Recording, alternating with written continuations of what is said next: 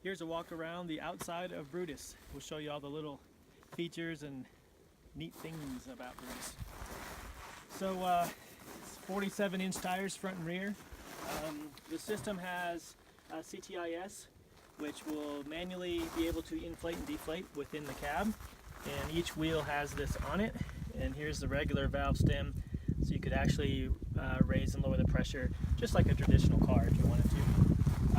These little tiny D-rings, gotta have the trasheroo.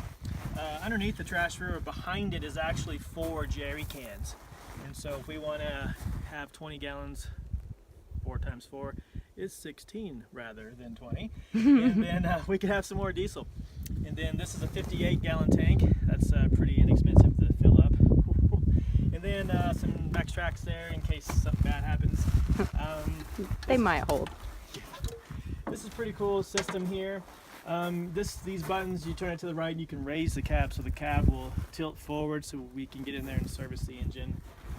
Another one of these is the spare tire, so if we release the safety in here, this actually lowers this 450-pound tire down on the ground, where hopefully we can wheel it around and actually change it. These tires do have run flats inside the tire. They are bead locked, so basically if we lose air pressure, it won't drop to the rim to the ground and cause a scary situation. It'll just drop so much and then rely on the internal run flat. And this is actually a toolbox. It's this wide, this tall, and it goes way far back in there. So we've got spare tools, lubricants, things like that kind of stashed in there. This is actually a manual pump. So if, say, the hydraulics are down, the air pressure is down, because this works air over hydraulic. This is just purely hydraulic to raise the cab. So if we lose the air system, we still need to get in under the cab to check for something wrong with the motor. We can in an emergency. They think of everything in the military. These are the airbags. The cab is air ride.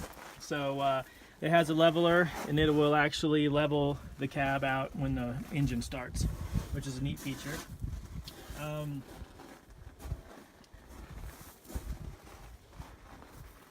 This is a little cubby hole. There is actually a 22,000-pound hydraulic jack in here. We carry a block of wood in the back to put the jack on top of, so in an event of a tire problem, then we can have what we need on board to change the tire. Working around the front, we have some more of these D-rings. We have the service ports for the air if this thing was ever to get towed. Standard lights. We have plans to do massive lighting in the front of this thing just for fun, and because we drive a lot at night looking for campsites and stuff, so we want to see where we're going. I thought 3 wipers is kind of like a big FJ Cruiser of sorts.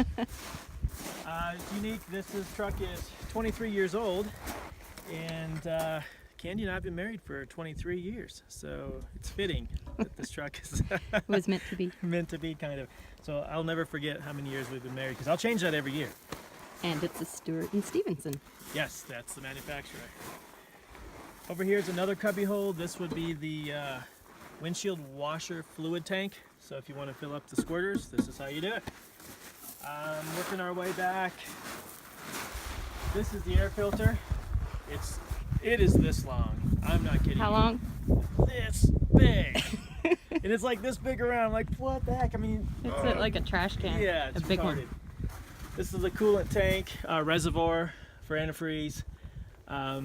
This are the dipsticks and fill points for transmission and engine oil. They're actually fill points. This is the dipstick for the transmission. This is our solar connection, because I did wire that system inside for the solar. There are 4 AGM batteries. The back 2 are actually 24 volt. The front 2 are 12 volt. This truck has a dual voltage alternator that's this big. And it just is just ridiculously large.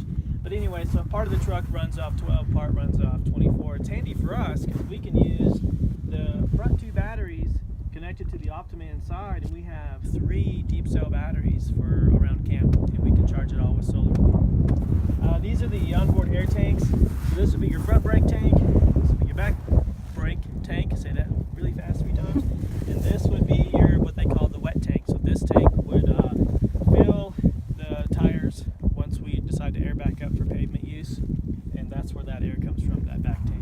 And what's that thing back there? Oh, this is a slave. Some people do. Well, basically, the military can pop this cover off, jam this big cable, and then another military truck can jumpstart this truck, and that's the jump point.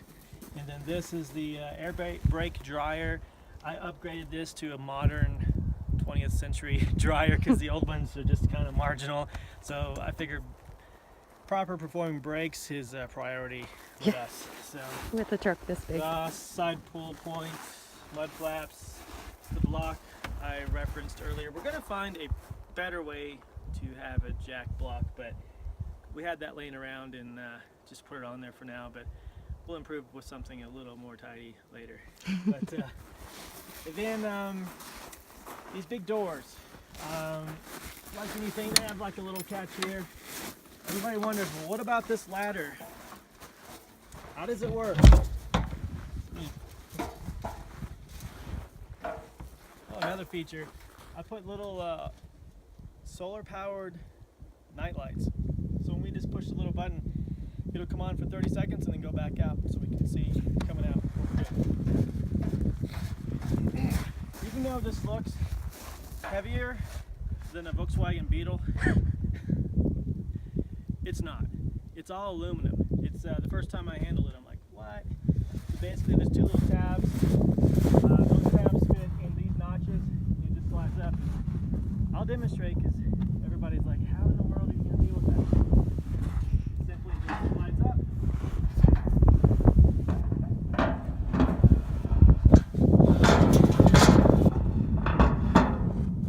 Voila. Ladder is stowed. I do have a little safety pin so when we jump this thing, the ladder doesn't fly off and hurt somebody. But the rear, if you're hauling a trailer, the military trailers, or any air brake powered trailer, there's connections for the air brakes and obvious lighting, 4D rings, another attachment point for a trailer. That's a general walk around of the outside of Brutus, and kind of give you an idea of what's going on.